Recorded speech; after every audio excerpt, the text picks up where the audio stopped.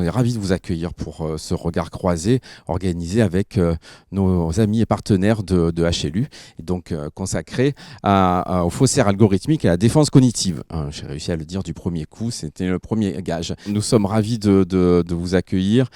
Cette soirée s'inscrit dans un partenariat de long terme avec HLU, un travail de longue haleine sur le sujet de l'IA. Donc il y a eu plein de soirées, des travaux qui ont été publiés à trouver sur nos sites internet respectifs. Donc je ne vais pas être beaucoup plus long, laisser la place à nos passionnants invités et à Hélène Le Thénault, maîtresse de cérémonie, pour ce regard croisé. Merci beaucoup Christian, merci au CJD pour son accueil, bienvenue à tous dans la salle. On est très heureux de cette édition de ce soir.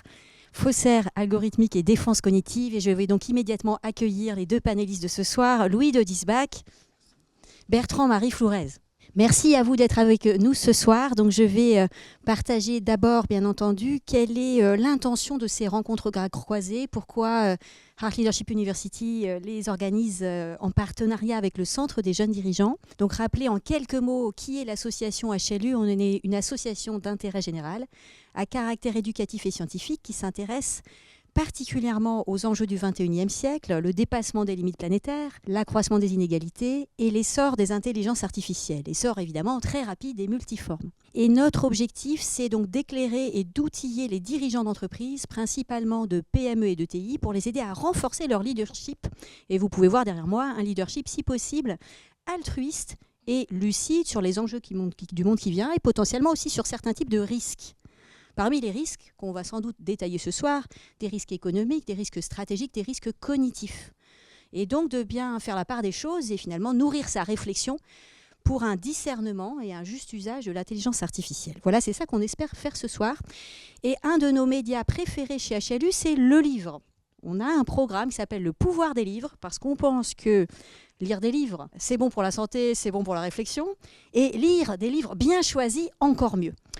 Lire des livres, c'est bien. Écouter des auteurs en parler, c'est mieux. Et donc, ça va être l'objet de ce débat regard croisé. C'est toute une série de regards croisés qu'on fait avec des auteurs qui nous ont plu à la fois par le fond, la forme de leurs livres et par l'intérêt que cette lecture peut avoir pour un dirigeant. Dans cette série de regards croisés, on a éclairé plusieurs thématiques récemment. Le tout dernier portait sur l'hyperguerre accélérée par l'essor des intelligences artificielles. Et donc, on a largement commenté les enjeux de la guerre cognitive, de la guerre économique et de la guerre militaire. Donc, pour ceux que cette notion d'hyperguerre par les IA intéresse, regardez le replay précédent du regard croisé précédent. Et sans tarder, donc aujourd'hui, on va aller un cran plus loin peut-être. On va aller creuser encore plus comment on peut préserver notre humanité. Préserver ce qui fait de nous des humains. Je vais utiliser 4 mots. La sensibilité, l'authenticité, la liberté et la responsabilité. Donc vaste programme que d'essayer de préserver tout ça dans le contexte. Et donc il n'y a pas de réponse sans nuance à apporter à ces questions. Donc pour apporter toutes les nuances nécessaires, on a appelé ce soir à nos côtés 2 personnes que je vais présenter tout de suite. Donc Louis, tu es philosophe, éthicien de l'intelligence artificielle et bien entendu auteur de plusieurs ouvrages, dont celui-ci, bien entendu, qu'on vous recommande chaudement. Faussaire algorithmique, l'intelligence artificielle va-t-elle remplacer les artistes ? On pourrait se dire, c'est un choix exotique comme titre d'ouvrage et comme programme pour cette soirée, puisqu'un dirigeant d'entreprise est rarement un artiste. Pour autant, volontairement, on s'est dit que ce parallèle sur la créativité, la création artistique et le marché de l'art allait nourrir les réflexions économiques et les réflexions stratégiques du dirigeant. Et puis, à tes côtés, Bertrand-Marie Flourez, avec un parcours de vie long et étonnant, et riche et varié, auteur, dramaturge et dramatique, de théâtre donc, et auteur d'un livre qui n'est pas du théâtre, Notre conscience nous appartient, qui sera l'objet de son intervention ce soir. Et Bertrand-Marie, parmi les aventures professionnelles que tu es aussi enseignant-formateur et officier de réserve, et donc particulièrement légitime pour nous parler de ce qu'on appelle les opérations cognitives, les attaques cognitives et la défense cognitive, après être intervenu sur ce qu'on appelle les terrains d'opération. Donc 2 intervenants très différents pour nous éclairer ce soir sur tous ces enjeux et ensuite répondre à vos questions, bien entendu, après leur présentation. On a une petite habitude chez HLU, c'est de ne pas tout de suite plonger dans le contenu de ces livres, parce que vous pourriez en trouver un résumé ou le lire vous-même, mais de profiter de ces rencontres pour écouter une parole très humaine et très incarnée des auteurs. Donc ma première question est très simple. Pourquoi, Louis, tu as décidé d'écrire un livre ? La blague que je fais souvent, c'est parce que je manquais de cale-porte. Et tu sais, c'est très, très pratique de temps en temps. Mais ça n'expliquerait pas pourquoi j'en ai écrit 3. Non, objectivement, de façon très égoïste. Le livre, d'ailleurs, commence... Mon précédent ouvrage s'appelait « Bonjour ChatGPT ». Et la question qu'on pose le plus à quelqu'un qui a écrit un bouquin qui s'appelle « Bonjour ChatGPT », c'est « Est-ce que vous l'avez écrit avec ChatGPT ?» Et ma réponse est toujours non. Pas du tout parce que je ne crois pas dans les capacités rédactionnelles de l'outil, on sait bien que ça écrit très très bien et très très vite, mais plutôt parce que j'adore écrire. Et donc en fait, pour le dire de façon un peu bête, c'est un plaisir qui est d'abord et avant tout égoïste. J'adore écrire, j'aime énormément un peu pousser la réflexion, etc. etc. Donc, et puis l'aventure autour de ce livre dont on va un peu parler était quand même une aventure assez incroyable et très humaine, et donc c'est extrêmement égoïste. Et puis au moment où j'avais un peu fait toute la réflexion, où j'ai adoré écrire, je me suis dit bon, on va quand même essayer de publier le bazar, parce que quitte à avoir fait tout ça, voilà. Mais c'est d'abord et avant tout un plaisir. Et merci, parce que c'est vraiment une parole authentique de dirigeant, c'est pas souvent quelque chose qu'on dit. Le livre est rarement un produit commercial rentable, en plus, il faut quand même le dire. Donc ça nécessite une motivation personnelle. Clairement, en général, à moins d'être un vendeur de best-sellers, effectivement, c'est pas une opération rentable. Pour autant, tu l'as dit, c'est cette finesse de travail d'écriture qui est à la fois un exercice intellectuel et un plaisir, et ça m'amène assez logiquement à la même question, Bertrand-Marie. Pourquoi avoir écrit un livre ? Il manquait aussi de cale-porte. Oui, non, c'était pour les meubles. Oui. Ah oui, L'écriture en termes d'activité, bon, c'est quelque chose que... c'est comme ça, je ne l'explique pas. J'ai toujours aimé écrire, même enfant, adolescent, etc. Bon, on est assez nombreux dans ce cas-là, mais c'est quelque chose qui a vraiment continué. Et notamment, donc tu l'évoquais Hélène, l'écriture dramatique. Là aussi, pourquoi on écrit du théâtre et non pas autre chose ? Bon, parce que c'est comme ça, parce qu'on l'entend, parce que ça vient. Donc ça, ce rapport à l'écriture, il est là, il a été permanent, effectivement. Celui-là, effectivement, c'est le premier qui n'est pas... Bon, il y a eu des nouvelles, mais on va laisser ça dans la littérature. Le premier qui est effectivement un essai, celui-là, il est venu parce qu'effectivement, dans les autres activités, notamment d'enseignement, tout le monde le sait, on n'apprend jamais mieux qu'en enseignant. Parce qu'on est obligé de chercher, d'expliquer, de répondre à des questions. Donc effectivement, ça nous pousse. Et puis voilà, quand on aime ça, ça devient formidable. Et effectivement, en parlant de l'impact qu'avaient les réseaux, qu'avait effectivement la numérisation du monde à des étudiants, c'est venu tout naturellement en disant qu'on externalise des fonctions intellectuelles. Ça, c'est aussi Michel Serres qui l'évoquait. Hein. Ça, c'est le génie humain, ça, il n'y a aucun problème. Sauf que, effectivement, je me suis entendu leur dire, mais tel que ça se passe, on va finir par externaliser la conscience. Et une fois qu'on a dit ça, qu'est-ce qu'on fait ? Et donc, du coup, le livre est arrivé, celui-là est arrivé comme ça, avec le premier point, où là, on retrouve un peu une activité de type plus abstraite, on va dire ça comme ça, ou conceptuelle ou philosophique, pourquoi pas, qui est ce fameux mot conscience, où... Et là, je le dis tout de suite parce que ça fait partie de l'attaque cognitive. On nous en parle tout le temps. On nous dit que bientôt, les IA auront une conscience, etc. Est-ce qu'ils, ceux qui nous le promettent, donnent une définition de la conscience ? Jamais. Ils s'en gardent bien, effectivement. Est-ce qu'ils peuvent pas ? Je ne sais pas. Mais il y a un énorme trou autour de la définition de la conscience.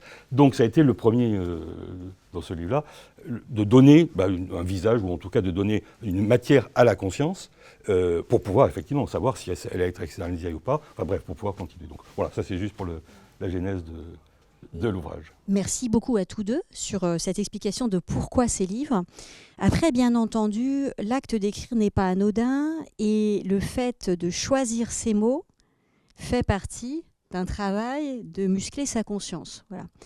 Et grâce à Bertrand-Marie, on a clairement revisité chez HLU la grande différence entre le langage et la parole.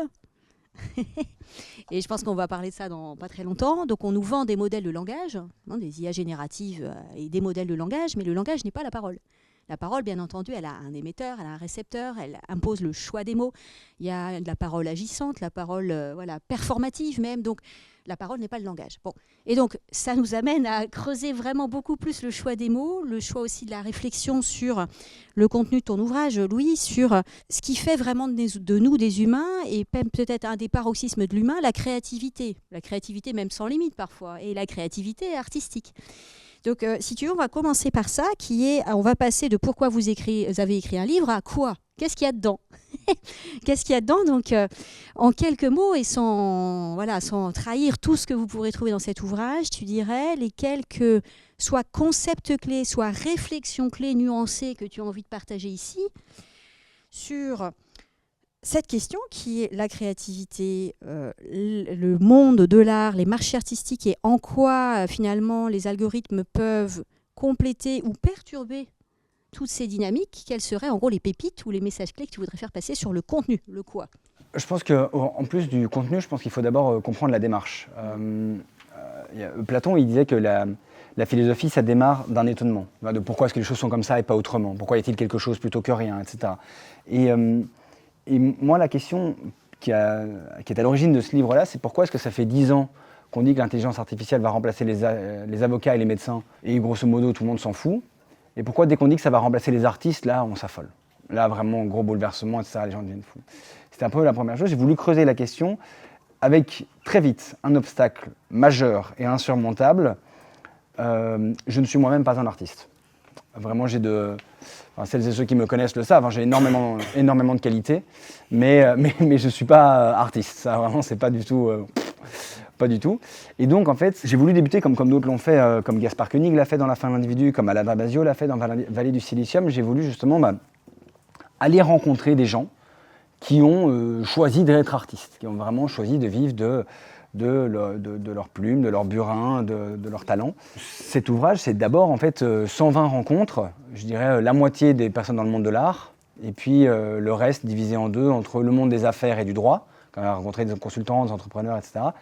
Et puis 25% de journalistes, de philosophes, d'académiciens, enfin ce que j'appelle un peu le monde des idées. Et donc, ce livre n'est évidemment pas un livre d'interview, c'est un livre qui s'est nourri de ça pour ensuite pouvoir développer une idée sur un sujet qui me touchait énormément, qui me semblait être quelque chose de très important, mais que j'avais un peu du mal à comprendre. Et donc, pour revenir sur ta question, pour moi, les quelque chose que j'ai envie de partager, c'est que, contrairement à ce qu'on peut penser quand on voit le livre, c'est pas du tout un bouquin sur l'art. C'est un bouquin qui utilise l'art pour penser l'IA et qui essaie de, en fait, quelque chose que j'ai réalisé au moment où j'étais en train d'écrire, c'est que l'art est un excellent proxy en fait pour penser l'IA. Les grandes questions qu'on peut se poser pour le monde de l'art et qui semblent évidentes dans le monde de l'art, en fait, peuvent s'appliquer partout ailleurs, même si elles sont moins évidentes. Et ça, vraiment, l'art en fait m'a permis, le prisme de l'art m'a permis d'explorer des questions qui sont valables partout, mais peut-être de façon plus facile, de façon plus logique que pour d'autres secteurs. Et si tu devais en citer une ou deux justement de ce qui est frappant dans le domaine de l'art, tu dirais quoi? Tu dirais finalement la singularité de chaque création, l'acte de créer, tu dirais finalement qu'est-ce qu'on retient de ça? Pour celles et ceux qui ont vraiment la flemme de lire le livre, qui n'ont pas envie, etc., sachez que dès les premières pages, j'évacue la question l'intelligence artificielle va-t-elle remplacer les artistes? La réponse est non. Donc voilà, si jamais vous avez la flemme, etc., vous voulez quand même faire semblant de pouvoir parler du livre, voilà. Néanmoins, j'explique quand même qu'il y a d'autres trucs. En fait, la question qu'il faut se poser, c'est qu'est-ce qu'on attend de l'art en tant qu'être humain? Et donc, je donne certains exemples. Je peux en partager un. À Paris, ça marche très bien. Je ne sais pas si vous vous souvenez, pendant la cérémonie d'ouverture des JO, le dernier tableau, c'est Céline Dion qui chante l'hymne à l'amour sur la Tour Eiffel. Incroyable, on est bien d'accord. Et notamment, quelques jours après, il y a des vidéos qui sortent sur YouTube. Ah, Céline Dion était assistée par IA. Et on se souvient, Céline Dion, elle a des problèmes de voix. Enfin, elle a eu beaucoup de problèmes de voix, etc. C'est un événement majeur, retransmis en live, on ne peut pas se permettre de faire la moindre erreur, donc voilà, on va mettre de l'IA pour l'accompagner. Et là, les gens deviennent fous dans les commentaires, etc., dont notamment une personne qui écrit dans les commentaires et dire que j'ai pleuré. Et c'est marrant parce que, comme si d'un seul coup, ces larmes n'avaient plus de valeur. Parce qu'en fait, c'était pas vraiment Céline. Alors, pour rétablir quand même les choses, parce qu'un jour, j'ai parlé de cet événement, j'ai oublié de faire ça, Céline a bien chanté toute seule comme une grande aux dernières nouvelles, enfin, c'est une fake news. Néanmoins, ça en dit très long quand même de ce qu'on attend de l'artiste. Et donc de se rendre compte que finalement, c'est pas juste le résultat final qui compte. Parce que si jamais c'était que le résultat final qui comptait, en fait, on aurait dit à Céline, écoute, reste au Canada, on va brancher mon iPhone, on va mettre play sur Spotify, on aurait la chanson, la Tour Eiffel est toujours là, etc. Il y a quelque chose de plus qui se joue. Et en fait, ce que je trouve très intéressant, évidemment dans le monde de l'art, mais du coup, partout, c'est quoi ce petit truc en plus que par définition, on ne veut pas laisser à la machine? Merci beaucoup, parce qu'on y trouve bien entendu des enjeux sur la sensibilité et l'authenticité, à travers ce que tu décris, qui sont des enjeux dans le monde des entreprises très particuliers. Effectivement, on pourrait se dire, en cherchant l'utilité ou la performance maximale, on laisse ça de côté, mais vous connaissez très certainement des faits d'actualité où justement la qualité de la relation, par exemple la qualité de la relation client, par une relation authentique, finalement, est un levier de création de valeur durable, au moins partiellement non remplaçable. Voilà. Et donc, c'est bien ce que tu dis, c'est qu'est-ce qu'on va préserver de tout ça et comment on peut le préserver. Alors, je voudrais passer la parole à Bertrand Marie pour faire un petit lien entre ce que tu dis qui amène une dimension incarnée aussi. Ce qu'on a besoin ou envie de voir, c'est des vraies personnes en chair et en os, des corps sensibles dans tous les sens du terme. Et qui ont envie de partager des choses. Et qui partagent Tout à fait. voilà, de manière tout à fait authentique quelque chose de vraiment humain. Et c'est pas si loin de la notion de conscience et surtout de la différence que tu fais, Bertrand-Marie, entre conscience critique et esprit critique. Alors, je vais essayer de préparer l'auditoire à l'idée que c'est très différent, et je vais te laisser expliquer pourquoi c'est très différent. On nous parle beaucoup d'esprit critique en disant oui, attention, il y a de surcharge d'infos, il y a des fake news, bon, il y a de la manipulation d'infos, il y en a partout, donc il faut développer l'esprit critique. Certes, mais c'est totalement, insuffisant et inefficace si les individus ne sont pas pleinement dotés de toute leur conscience et de la volonté d'adapter une position critique. Donc ce ne sont pas des compétences d'esprit critique dont on a besoin, c'est de renforcer avant même ça une conscience incarnée, humaine, sensible, corporelle même. Alors, est-ce que tu peux, Bertrand-Marie, dans ce livre, je sais qu'en page 23, là encore pour ceux qui voudraient aller à la page 23, il y a d'excellentes définitions de la conscience, mais en quelques mots, nous dire conscience, c'est quoi? Conscience critique, c'est quoi? Le point essentiel pour essayer d'aller droit au but. Il y a une phrase sur laquelle, pour l'instant, je n'ai trouvé aucun désaccord. C'est la question, est-ce que la conscience dépend du QI? Et en général, tout le monde dit non, la conscience n'a rien à voir avec le QI. Alors ça, c'est fondamental parce que derrière ça, en fait, il y a même parfois des batailles de neuroscientifiques, de gens qui plongent dans le cerveau. Effectivement, la conscience, ce n'est pas de la connaissance. Et c'est là où tout de suite on voit bien qu'entre conscience critique et esprit critique, il y a déjà un gap effectivement entre les deux, même si tout se rejoint bien sûr, mais la conscience, c'est la partie la plus intime de notre être. Je mets à part l'âme, Platon en a beaucoup parlé, je différencie bien. Donc effectivement, la conscience, c'est ce qui nous permet d'être en relation.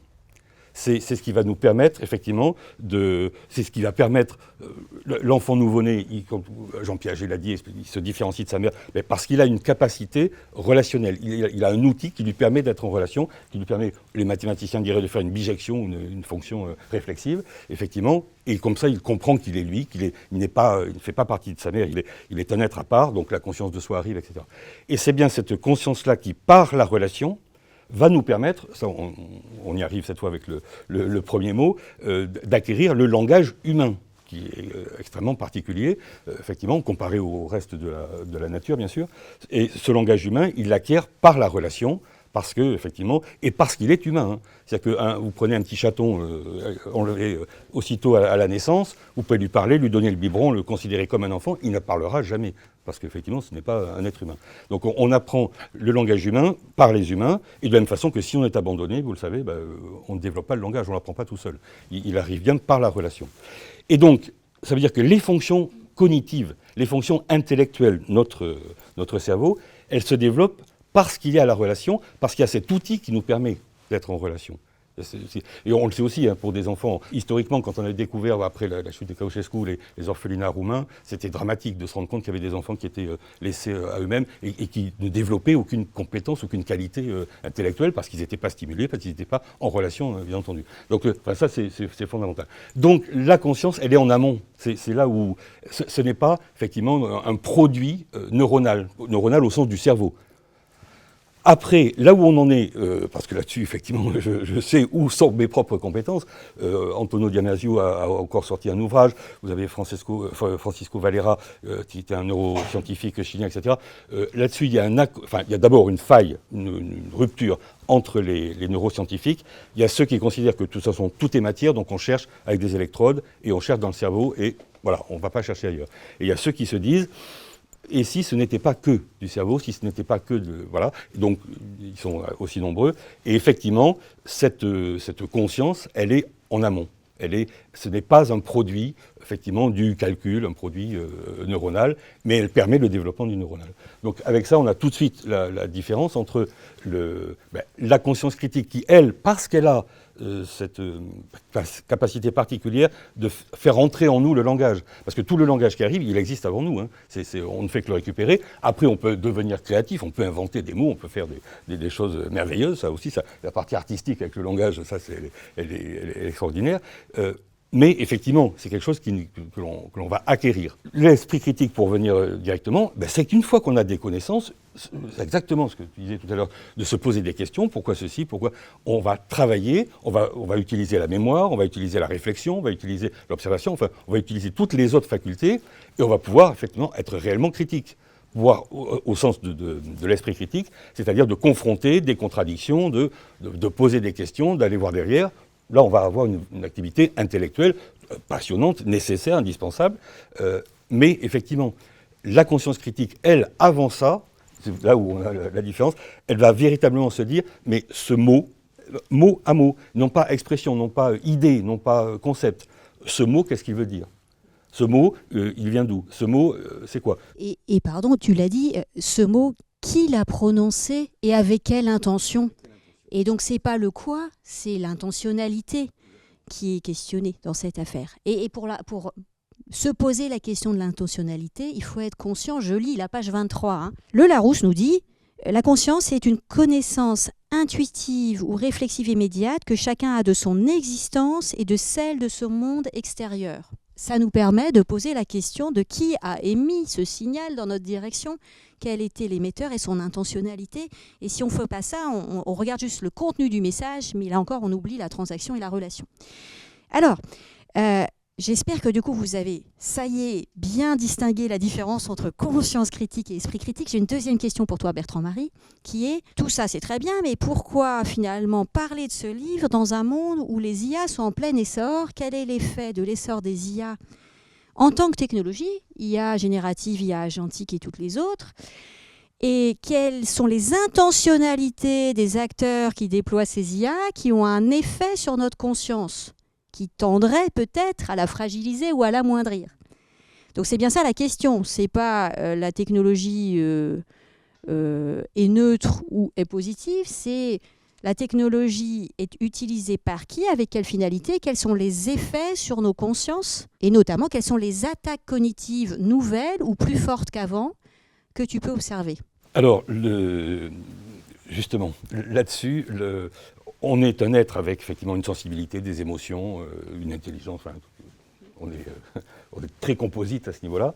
Et effectivement, la conscience n'est pas un Dieu implanté en nous qui saurait tout, ou omniscient, voilà. Mais effectivement, elle est indéterminée. C'est ça qui fait que l'on peut se construire, et qui le recueil, ça c'est très important dans la présentation, qui est aussi le recueil de notre liberté. Hein. C'est parce que la conscience est indéterminée, encore plus que ce que peuvent avoir des animaux qui ont une forme de conscience animale, mais parce que c'est indéterminé, on est véritablement libre. Là, tant pis pour Spinoza, mais effectivement, je pense qu'on a véritablement cette capacité. Même si on est, en revanche, construit par notre entourage, par les autres humains avec lesquels on est, qui nous apprennent tout un tas de choses. Évidemment, on a tout un tas d'influences. Et c'est tout le rôle d'ailleurs de l'éducation.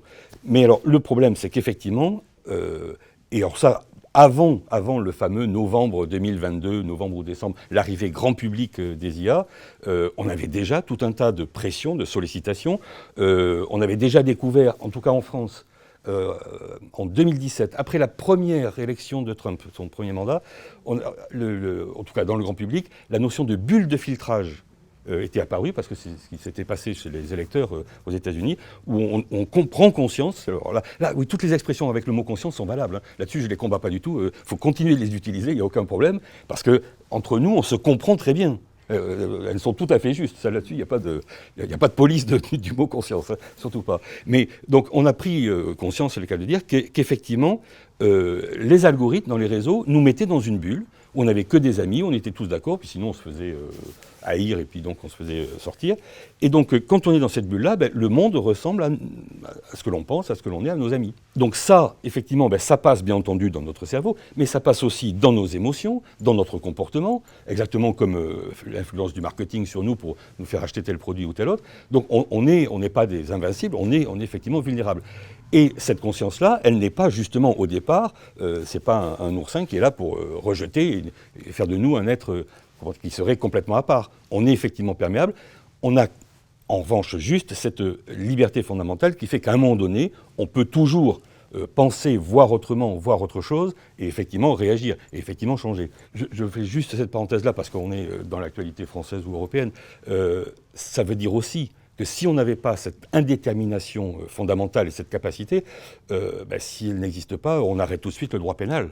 Il n'y a plus besoin du droit pénal. C'est-à-dire qu'on va se retrouver devant un juge en disant « non, j'avais mangé des brocolis, mon acidité gastrique n'était pas la même, donc mon irrigation du cerveau n'a pas été la même, je ne suis pas responsable de mon acte. » Oui, c'est absurde, effectivement, mais c'est-à-dire que, en tout cas, s'il n'y a pas cette liberté fondamentale de la conscience, voilà, on va dire qu'on arrête tout, mais enfin, voilà, ça ne sert à rien, quoi. Et en fait, ce type de potentialité technologique, bien entendu, est utilisé et l'est de plus en plus dans des opérations d'influence les plus classiques dont on entend bien entendu parler, qu'elles soient politiques, d'opinion, etc.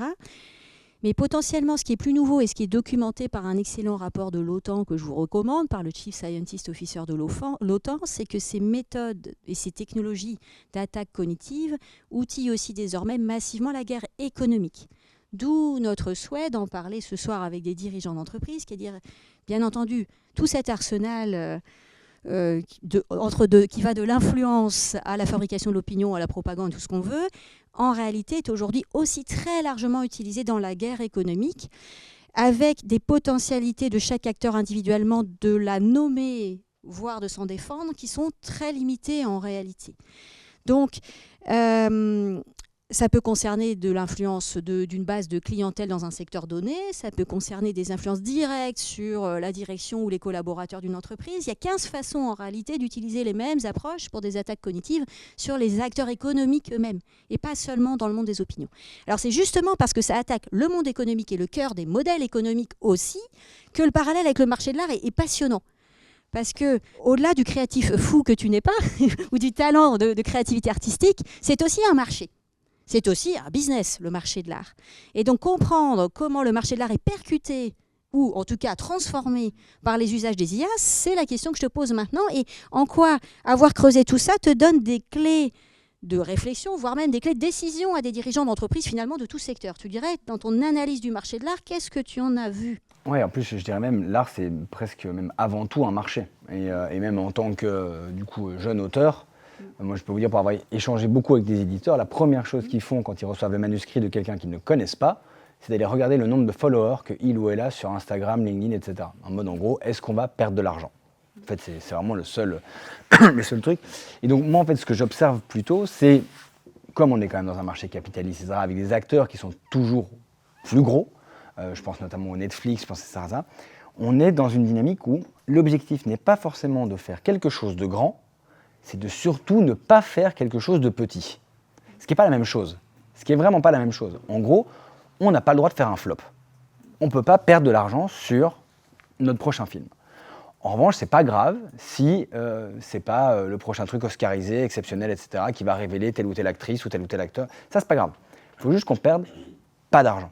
Et donc, quelle est la meilleure façon de ne pas perdre de l'argent ? C'est de refaire des trucs qui ont marché. Typiquement, là, ils ont annoncé il n'y a pas longtemps, on va avoir, dans pas très longtemps, le 13e Fast and Furious depuis 2003. Voilà, c'est le 13e. C'est quand même pas mal. Depuis que Disney a racheté Star Wars, si je ne m'abuse, en 2015, il y a déjà 5 films qui sont sortis, 2 ou 3 séries, il y a encore 5 films qui sont en prévision avant 2030. Tout Star Wars. Je vous épargne les Marvel parce que j'ai eu la flemme de compter. C'était plus que mes doigts, donc j'étais paumé. On ne prend plus de risques. Dans les personnes que j'ai interviewées une scénariste qui typiquement, elle m'expliquait, quand on travaille pour Netflix, on reçoit au début un cahier des charges. Donc voilà, ça va être une série, ce sera en 10 épisodes. Ils s'embrassent à la fin du premier, ils s'engueulent à la fin du deuxième, ils rompent au milieu du 8e pour se remettre ensemble au début du 10, et ensuite tout va bien à la fin. Et les couleurs, ce sera ça, et les thèmes, ce sera ça, et ça fait qu'en fait, vous avez, pour reprendre l'expression en anglais, more of the same, toujours un peu la même chose. Et moi, c'est ça que je trouve hyper intéressant pour des dirigeantes et dirigeants, c'est de se dire, dans un monde où tout le monde fait du moyen, au sens statistique du terme, on fait de la moyenne, donc voilà, il n'y a pas de valeur aberrante. Comment est-ce que vous allez être capable de dire, ça, c'est une valeur aberrante qui en vaut la peine? Et je vais prendre un exemple justement proche du monde de l'art, mais qui est un petit peu plus ancien, qui est la 9e symphonie de Beethoven. C'est une pièce qui a un peu plus de, je crois, 250 ans. Mais on se rend compte, en plus, c'est... Beethoven, il a mis du temps à l'écrire. C'est sa dernière pièce, etc. Il meurt 3 ans après la première. Mais je ne sais pas s'il y en a qui font beaucoup de musique ici, mais la musique, ça a des codes qui sont quand même assez stricts. Un concerto, c'est comme ça. Une symphonie, c'est comme ça, etc. Enfin, c'est quand même assez carré. Et typiquement, à l'époque, donc il y a 250 ans, dans une symphonie, il n'y a pas de chœur. À peu près tous les instruments que vous voulez, mais il n'y a personne qui chante, quoi. Voilà, ça, c'est la règle, c'est la base. La 9e symphonie de Beethoven, c'est celle qui termine par l'Ode à la joie. Le truc qui fait... Je ne sais pas chanter, mais comme ça, vous l'avez. J'ai dit que je n'étais pas un artiste. Mais... Et en fait, c'est une œuvre magnifique, et ça dure à peu près 1h15, et les 15 dernières minutes, c'est la mise en musique d'un poème de Schiller qui s'appelle l'Ode à la joie, qui d'ailleurs depuis est devenu l'hymne national européen, etc. Mais ce qui est fabuleux à ce moment-là, c'est que Beethoven, lui, il se dit... en fait, je vois bien qu'il y a des règles, c'est très clair, mais moi, je vais quand même mettre des chœurs. Et c'est quelque chose de fabuleux parce que, vous savez peut-être, c'est connu, Beethoven, à la fin de sa vie, il est complètement sourd. Il écrit la 9e symphonie, il est complètement sourd, donc c'est quand même assez... voilà, comme quoi écrire la musique, c'est pas si dur, faut pas... Voilà. Mais ce qui est fou, c'est que donc, lors de la première à Vienne, en fait, apparemment, c'est comme ça que ça se fait, c'est-à-dire que le compositeur est sur scène, mais il ne fait pas face au public, il fait face à l'orchestre. Donc il est dos au public. Et au moment où donc, se jouent les dernières notes, Beethoven n'ose pas se retourner. Il est tétanisé, il n'entend pas le public, il ne sait pas ce qui se passe, il est complètement sourd. Il doit attendre le premier violon qui lui prend l'épaule en mode « Non mais, retourne-toi pour voir ». Le public est en délire. Les gens se rendent bien compte qu'ils viennent d'assister à un vrai chamboulement de l'histoire de la musique. Il y a une symphonie avec des chœurs, quelqu'un a cassé les codes, les symphonies ne seront plus jamais comme avant. Il y avait un avant et un après 9e symphonie de Beethoven. Ça, c'est incroyable. Le truc, c'est que des valeurs aberrantes, les dirigeantes et dirigeantes le savent, c'est pas toujours des 9e symphonies. Parfois, c'est des valeurs aberrantes parce que c'est nul, en fait. Vraiment, c'est pas dans la moyenne parce que c'est nul. Et donc, la vraie compétence, pour moi, que les dirigeantes et dirigeants doivent avoir, c'est, dans toutes ces valeurs aberrantes, laquelle est la prochaine 9e symphonie. Et c'est hyper dur. C'est hyper dur parce qu'à partir du moment où vous prenez une valeur aberrante, vous prenez un risque énorme. Parce que les gens vont venir vous voir, mais attends, mais c'est complètement aberrant, c'est pas dans la moyenne, etc. Pourquoi est-ce qu'on va faire ça? Pourquoi est-ce qu'on prend cette direction-là? Parce qu'en fait, grâce à ça, on va faire la 9e de Beethoven.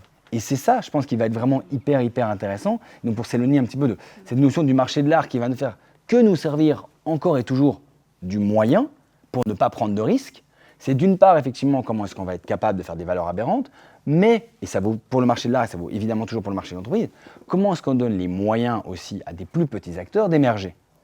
Demain, il y a quand même beaucoup de chances que voilà, tout ce que vous allez voir, ça va venir que des gros studios. J'avais plus les chiffres exacts en tête. Je crois que dans les années 90, à peu près 25 à 40% des films qui avaient les plus gros budgets, c'était des prequels, des sequels, des reboots, des remakes, enfin voilà, ça. 2010, on approche des 60%. Aujourd'hui, pas loin de 100%. Pas loin de 100% des films à plus gros budget, c'est des trucs qui se passent dans le même univers. Comment est-ce qu'on fait pour permettre à des petites choses exceptionnelles d'émerger?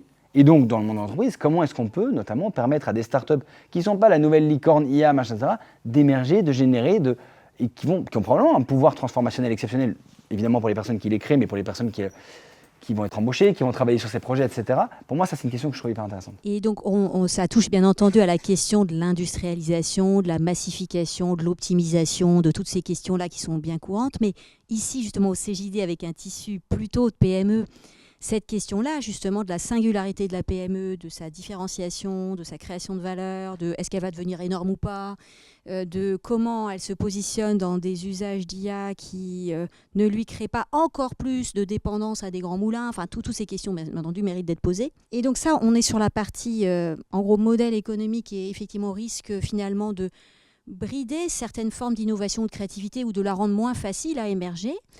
Et moi, j'ai une question tout à fait différente pour Bertrand-Marie. Peut-être une réaction là-dessus, mais je te pose la question avant, comme ça tu pourras coupler les deux. Il il y a ce sujet qui est ce que ça t'inspire, cette discussion bien entendu, mais moi je sais que je voudrais te faire aussi t'exprimer sur une recommandation aux dirigeants d'entreprise, une recommandation sportive qui est leur donner envie de faire de la gymnastique, qui s'appelle remuscler sa conscience critique par l'écriture, qui est si vous faites pas de gym, vous allez devenir tout mou du genou ou tout mou du mollet. Et il est pas mal. Il est pas mal de remuscler sa conscience critique et il y a plusieurs façons d'essayer de le faire. Il semblerait qu'une façon assez efficace, c'est par l'écriture. Si tu peux nous parler de ça après. Donc une réaction et ça et la gym du dirigeant.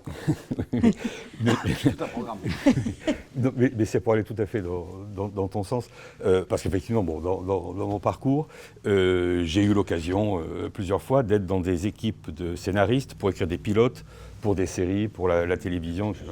Et là, on n'est pas là pour dire du mal, mais pour aller très très vite. Les consignes que l'on a, c'est très simple. C'est-à-dire que ce soit n'importe quelle chaîne, là il y a plein de questions de groupe ou de chaîne, c'est que de toute façon, qui paye ? C'est la publicité. Donc votre pilote, il va être soumis. C'est-à-dire que si Danone, Michelin, etc. veut mettre de l'argent, on va vous dire oui, on va faire la série. Si personne ne met de l'argent, on ne la fait pas. C'est aussi simple que ça. En plus, effectivement, vous avez des consignes. C'est-à-dire que, oui, alors comme dans le marketing, il vous faut des gens, des hommes, des femmes, des enfants, des gens de couleur, des ceci, des cela. C'est-à-dire que vous avez une grille dans ce qu'on appelle la Bible des personnages. C'est-à-dire on va les référencer avec leur origine. Et effectivement, si vous étiez un petit peu trop d'une couleur ou trop, on va vous dire non, là il faut que tu changes, tu mets ce personnage-là, là tu mets un vieux, tu mets un jeune, etc. C'est-à-dire que d'une certaine, alors je dis pas que la créativité et la vraie création chez les scénaristes, notamment de longs métrages, etc., n'existe pas, ou plus, bien sûr qu'elle existe encore, mais il y a effectivement une grande part de l'industrie, on va dire culturelle, audiovisuelle, voilà, j'ai dit le mot, une grande part de l'audiovisuel courant, c'est de l'industrie, pour remettre le mot dans l'ordre, où effectivement c'est des règles de business, ni plus ni moins. C'est ça que je trouve hyper intéressant, et on reviendra sur la gym parce que ça m'intéresse, mais moi il y a un terme qui existe, en tout cas il existe en Belgique, je ne sais pas s'il existe en France aussi, ce qu'on appelle les ICC, Industrie culturelle et créative. Ça n'a aucun sens ce truc. C'est un oxymore.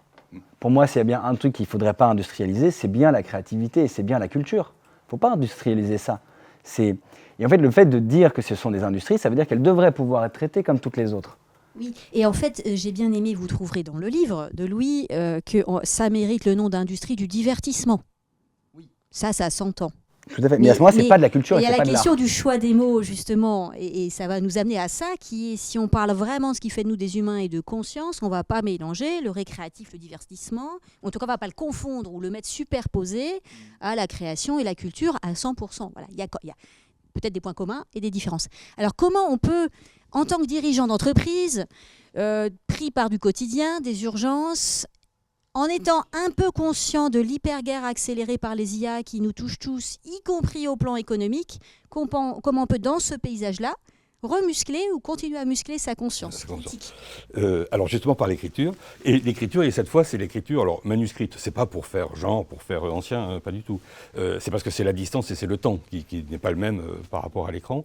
C'est-à-dire que, pour prendre juste le schéma, on écrit des choses que l'on a envie d'écrire, ou on veut s'expliquer des choses, on réfléchit avec l'écrit, et effectivement quand on va se relire, on va se dire mais tiens, on redécouvre ce que l'on a écrit, et on peut se demander, et forcément, les mots, il y a beaucoup de synonymes, on va pouvoir se demander la pertinence de ce mot-là, ce qu'il dit vraiment, et aussitôt se replonger sur les mots.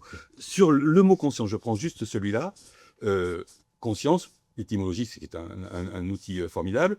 Donc le mot apparaît au 1er siècle, conscientia, a priori chez Cicéron. Bon, ok, très bien. Sauf que ce mot-là, il est latinisé. Il a d'abord une antériorité qui est la sunesthésis grecque, qui était le mot grec. Et là, avec l'étymologie, conscience, c'est le savoir avec. C'est ce qui va avec le savoir. Pas du tout. Enfin, pas du tout. Pour les Grecs, la conscience, c'est le savoir partagé, c'est le savoir en commun. C'est ce que l'humanité ou l'être humain, spontanément, va considérer.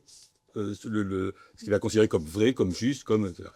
Et Alors c'est assez amusant là-dessus, donc comme je démarre, je n'ai pas encore tout exploré, mais on se retrouve presque avec Lévi-Strauss qui nous parle des tabous fondamentaux de l'humanité sur lesquels toute l'humanité va se retrouver, sauf après avec différenciation culturelle, etc. Mais le fameux tabou de l'inceste ou des choses comme ça, effectivement, font que, on pourrait dire que spontanément, c'est quelque chose qui est partagé par les êtres humains.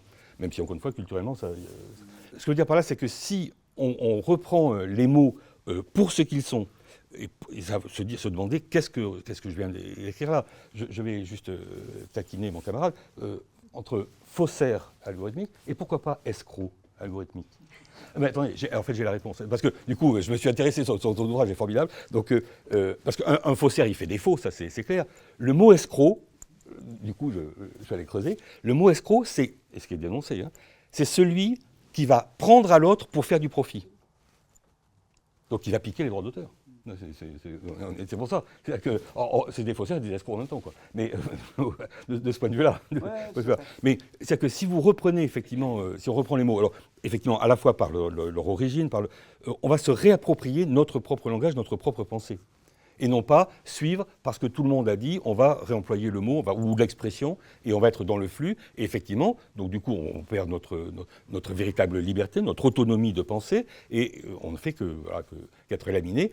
Et en plus, avec cet effet de répétition, on perd. Donc là, l'atteinte cognitive, alors là, l'atteinte cognitive, là, pour le coup, reprenons les neuroscientifiques avec des électrodes, puisque effectivement, les électroencéphalogrammes nous disent, la fameuse expérience en 2025 du MIT, où des étudiants ont fait leurs devoirs sans rien, d'autres l'ont fait avec IA, et on s'est rendu compte que ça n'avait pas du tout la même valeur académique, la même valeur intellectuelle.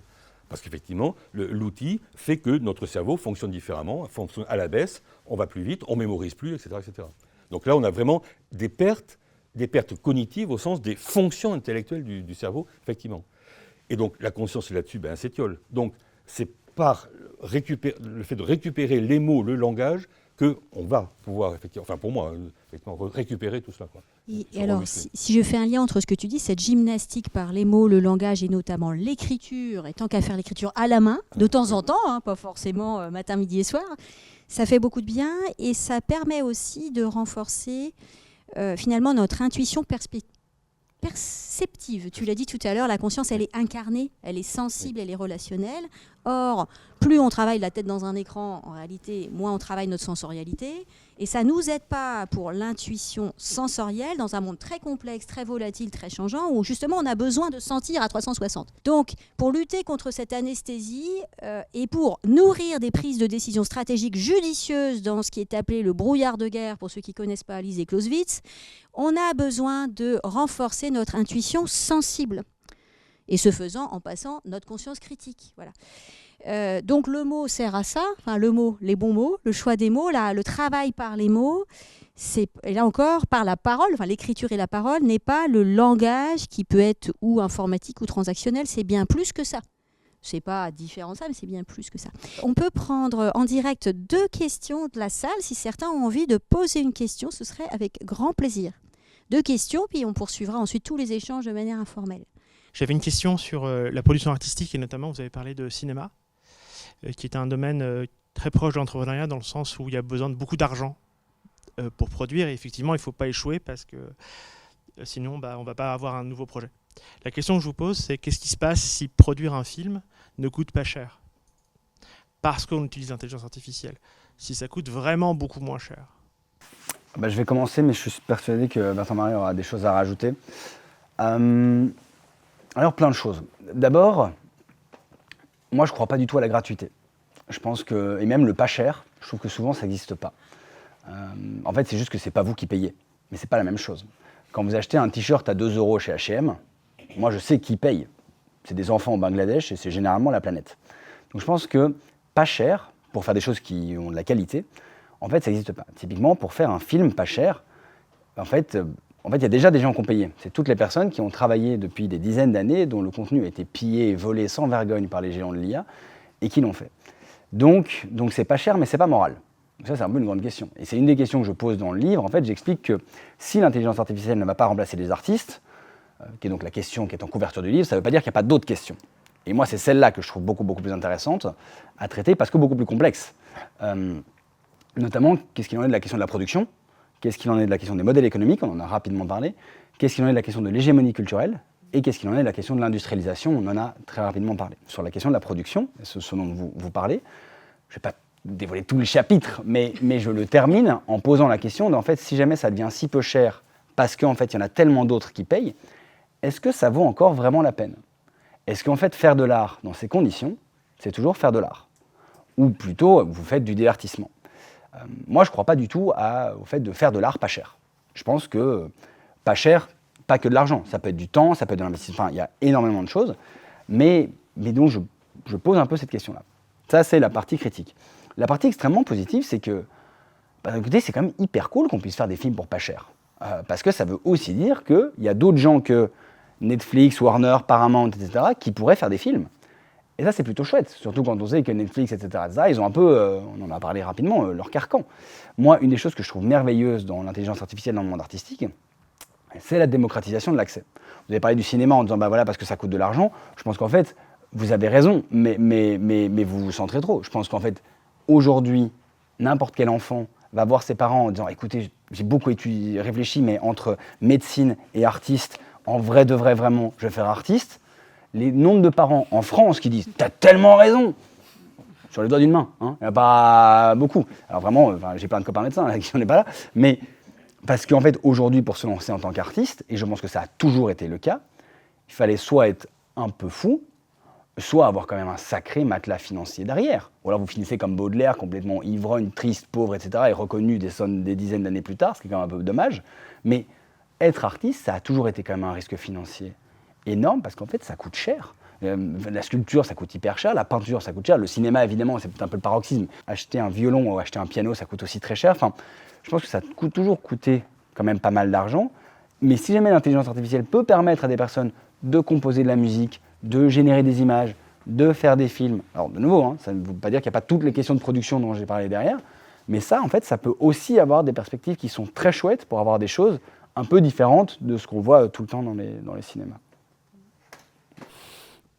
Pour compléter, c'est juste un... Et du coup, je vais le citer, effectivement, parce que je crois qu'il est belge aussi. J'ai découvert ça cette année. C'est un article de Paul Vaca. Je sais pas si... Ah oui, il est... Ah, c'est il bosse beaucoup avec la Belgique, mais je crois qu'il est français. Ah, il est français. Bon, enfin, en tout cas, oui. Bon, voilà. J'ai découvert, à propos de Netflix, parce que donc, ça, j'en ai évidemment parlé à mes étudiants, les équipes de scénaristes chez Netflix, ils savent qu'ils sont le deuxième écran.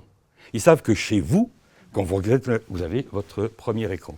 Ce premier écran qui est greffé maintenant dans la main, c'est le premier écran. Et donc, alors, il y a celui-là, et puis il y a aussi le fait que, on le sait bien, quand la télé fonctionne, pendant ce temps-là, on va faire chauffer la pizza, on fait du repassage, on fait plein d'autres choses. Et la télé n'est véritablement, dixit Netflix, c'est le deuxième écran. Et donc c'est aussi pour ça que vous le savez que, enfin bon ça existait aussi avant, mais que parfois le son monte tout seul ou descend tout seul. Et ils savent qu'à un moment donné, bon, on fait de la soupe, alors on va faire un truc avec un petit peu plus de bruit et puis d'action pour que, ah oui tiens, qu'est-ce qui se passe? Et puis on va ronronner. Ce qui est encore plus génial, si je peux me permettre, dans les dialogues, vous avez peut-être déjà remarqué, en fait, dans les dialogues, la personne qui répond répète la question. Et donc, comment va ta mère? Ah, ma mère, comment elle va? Bah, en fait, écoute, dernièrement, elle va plutôt mal. Pourquoi? Parce qu'en fait, comme vous êtes en train de faire autre chose, en même temps, on vous pose 2 fois la question, comme ça, vous captez bien et vous pouvez suivre. Parce qu'on sait, en fait, effectivement, comme vous n'êtes que le deuxième écran et qu'en fait, vous n'êtes pas la priorité, mais ça, c'est écrit sur les guidelines, quoi. Oui. Donc, quand vous faites des dialogues, il faut répéter, il faut que les gens se répètent ça. Voilà, excuse-moi. Oui, tout à fait. Donc, alors, et en revanche, je ne vais pas redire, mais oui, c'est que s'il y a des moyens qui permettent à des artistes de pouvoir exercer leur art de façon moins onéreuse, quoi. Ça tant mieux, effectivement. Si c'est une question d'outils, il est certain que depuis, mais alors prenons maintenant carrément l'histoire, notre fameux Hollandais volant, enfin je veux dire, bref, celui qui a inventé la peinture à l'huile, il a permis à tout un tas de petites mains dans les ateliers chez Léonard de Vinci, etc., qui pilaient pour pouvoir faire les pigments, pour pouvoir, bon, effectivement. Du coup, ça a libéré une activité formidable pour pouvoir encore plus créer. Donc, s'il y a des outils qui permettent effectivement de faire des choses plus vite, mieux, moins cher, si la créativité est préservée, pourquoi pas? Ça, d'accord, ça, effectivement. Mais ça ne pourra pas être, comment dire, la qualité ne va pas pouvoir venir du fait que ce soit moins cher. En tout cas, je ne pense pas. Ça, c'est... Je ne pensais pas poser de questions, mais finalement, il y a un terme que vous avez mis, il me dit si, au contraire, je vais poser la question. C'est le terme escroc. Pourquoi ? Vous avez peut-être, comme moi, vu dans votre propre bulle de réseaux sociaux type LinkedIn, le projet de Bernie Sanders, qui commence à faire des vagues, de dire, mais en fait, il faut peut-être qu'on change de regard sur les géants de la tech et de l'IA. Pourquoi ? Le principe de l'IA, c'est de siphonner finalement l'ensemble du savoir produit par des hommes, de la création, alors que sur une base technique. Ce qui veut dire quoi ? Ce qui veut dire en fait que contrairement à une ingénierie automobile où il y avait un savoir-faire reconnu pour arriver à faire un moteur, etc., toute la chaîne de l'usine, là on est en bout de chaîne et c'est le bout de chaîne qui capte l'ensemble de la valeur qui n'a rien à voir avec le propriétaire et avec l'inventeur, le dépositaire technique. C'est en fait la silicone. Et je m'étais jamais fait la réflexion. Et quand j'ai vu ça, je me suis dit, ah mais effectivement, c'est intéressant de décaler le regard là-dessus. D'où ma question à 2 niveaux. Premier niveau, c'est quel est votre propre regard finalement quand on parle de l'IA sur un peu en termes d'éthique. Quelle est votre vision du rôle et peut-être des garde-fous qu'on doit mettre par rapport à l'IA pour finalement s'en inspirer à bon escient et faire attention à ce qu'elle ne capte pas la valeur aujourd'hui du savoir universel, demain peut-être de nos entreprises. La première chose, ce que je pense qui est important, et moi je m'y attelle beaucoup dans le livre, c'est d'essayer de traiter l'IA comme un objet complexe et donc qui mérite de la nuance. Moi aujourd'hui, il n'y a rien qui me rend plus fou que les questions « alors l'IA, pour ou contre ? C'est bien ou c'est mal ? Vous l'utilisez ou vous ne l'utilisez pas ?» En fait, si jamais c'était aussi bête et aussi simple, on ne serait pas ici en fait, et on ne se poserait pas tous des questions. C'est évidemment pas manichéen du tout comme sujet. Et donc moi je pense que votre question, et l'arrivée justement de Bernie Sanders sur ce sujet, elle est très bien parce qu'elle ramène de la nuance, elle rend le truc beaucoup plus compliqué que « ah ben c'est un super outil, du coup pour ou contre ?» Bah non, en fait c'est un super outil qui se construit sur ça, qui vient de ceci, qui s'inspire de cela, etc. Donc ça, il y a beaucoup de choses que je trouve hyper intéressantes. Moi je fais partie d'une niche de personnes on n'est pas si nombreux, mais vraiment n'hésitez pas, rejoignez-nous, on est super. On est pro-tech et pro-régulation. Et les gens pensent que c'est opposé, mais pas du tout. Vraiment, ça n'a vraiment aucun rapport. Moi, je pense que la technologie, c'est génial. Je veux dire, faut pas oublier qu'il y a tellement de choses qu'on a pu permettre grâce à la technologie qui sont exceptionnelles.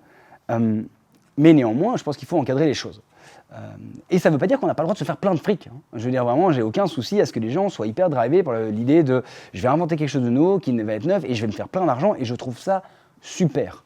Il y a 2 caveats que je mettrai là-dessus. Le premier, c'est que c'est pas parce qu'on veut faire plein d'argent qu'on peut faire n'importe quoi. Et typiquement, moi, je vais prendre une industrie qui est hyper régulée, mais qui s'en met plein les poches, qui est l'industrie pharmaceutique. Vraiment, sortir un vaccin, c'est compliqué. Ça prend énormément de temps, il faut passer plein de tests, il faut faire quand même vachement gaffe. Si on veut y aller hyper rapide, il faut avoir une coordination mondiale de tous les instituts, comme on a pu l'avoir pendant le Covid, pour qu'on arrive à sortir un truc. Et encore, il n'a pas eu 18 mois pour sortir. Enfin, ça, c'est hyper rapide, 18 mois. Donc, et pourtant, vraiment, je ne suis pas du tout inquiet pour les actionnaires de GSK, UCB, Sanofi. Je pense que vraiment tout va très bien pour eux. Mais on régule beaucoup parce qu'en fait, il y a un impact hyper important. Ça, c'est la première chose. La deuxième chose, par rapport à la richesse, je pense quand même que pour certaines choses, et notamment c'est le cas de la richesse, je pense que quand on change d'échelle, on change de nature.